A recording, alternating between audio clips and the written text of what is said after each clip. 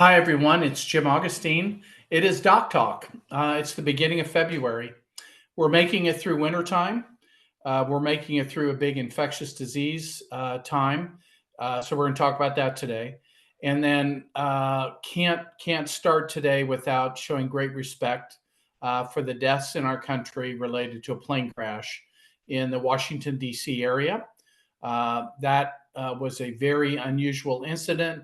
The last major commercial crash in this country, 2009. That's how safe commercial flying is in our craft these days.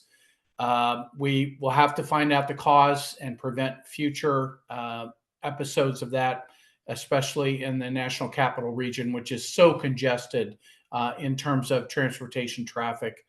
But we always learn lessons that gain knowledge for all of us across the emergency spectrum when this happens. We will promise you we will do that. All of those responders in the DC, Maryland, and Northern Virginia area still working very hard to preserve what they can, and we show great respect for the families and friends of the people that died. We are in a period of time here in the winter where there's a lot of winter-related events. And ordinarily at this time of the year, we'd be talking about crashes out on the interstates in whiteout conditions and people sliding into each other on ice. This was very different and unexpected that night. What else is occurring and impacting all of your lives and my life is infectious diseases. We're in the Quadridemic, it's being called.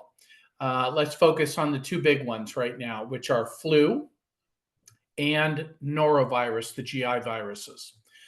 The flu that is going around, you'll hear from your local health authorities that the flu is changing a little bit.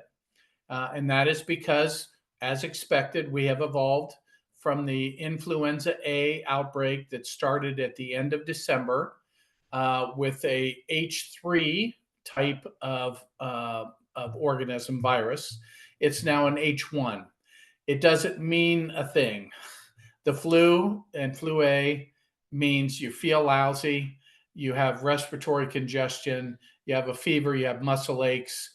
If you have other problems, it can make them worse. So people who have chest pain have chest pain. People who have irritable stomachs have irritable stomachs. It is quite infectious unless you protect yourself with a mask. I happened to be in the public transportation system last week, and a lot of people very comfortably wearing N95 masks. And it is still a great part of your travel scenarios, and anytime you're around a crowd, is to put that N95 on. The H3 bug just causes in the world of the microbiologist a little difference, and we will continue to have some evolution between H3 and H1 for the rest of the winter. There is the idea that avian flu will come about, and we have had some high-profile cases of bird flocks having the avian flu. So far, no big transmission to humans, which is always what we're most concerned about. And the very dangerous H5N1 form of the avian flu has not been spreading further, frankly, than the areas around birds. And so we don't want anybody out looking at bird flocks that have died without appropriate respiratory protection. We have to be concerned about our chickens and the price of eggs, which this week eggs are not available in some of our grocery stores related to this. So be aware of that. So that's the flu, and it's going on, and it probably still has another 3 or 4 weeks of spread before we will see the decline that comes naturally in March and April when we're on the cycle that we're on now. Let's talk about the second, which is the GI bugs. And in general, that has been a virus, which is a little nasty a virus called a norovirus, which causes vomiting and diarrhea in many people. In some people, it's just vomiting. In some people, it's just diarrhea. Let me just say that I've had a personal encounter with that over the last week. It is unpleasant. And when it goes through your family, you feel really guilty that people are passing it to each other. They are passing it to each other. So be aware when people are sick with vomiting, diarrhea, or both, that they're infectious. What can you do to prevent it? The very number one thing is clean hands. Number two, to stay out of the vapors related to that, or to wear a mask, which reduces the smell and it reduces the potential that you'll get those bugs. And a mask on your face, by the way, also prevents you from accidentally putting your fingers up next to your mouth. If you can give that person their own bathroom, it really works well both for them and for you. And then just a little reminder, when you have the vomiting or diarrhea or family member, it's about not giving them a whole bunch of fluid or food to start off with.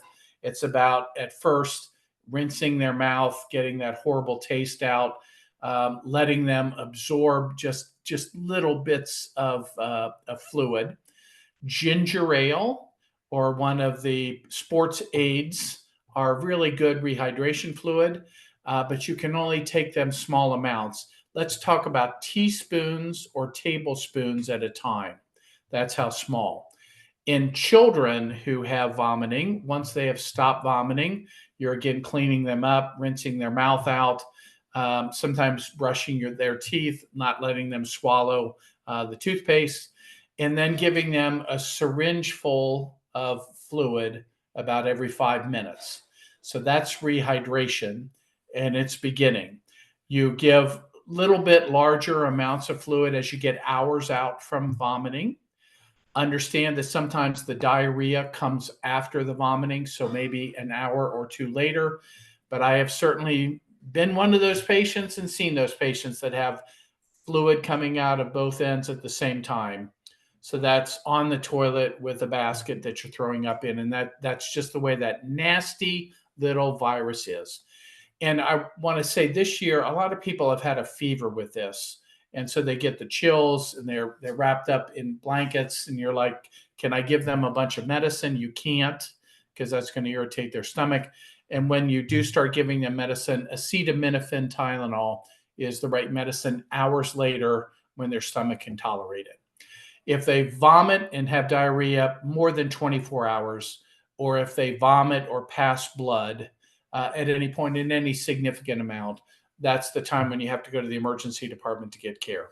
So we are in infectious disease, but just be aware that we're nearing the peak and going down the other side.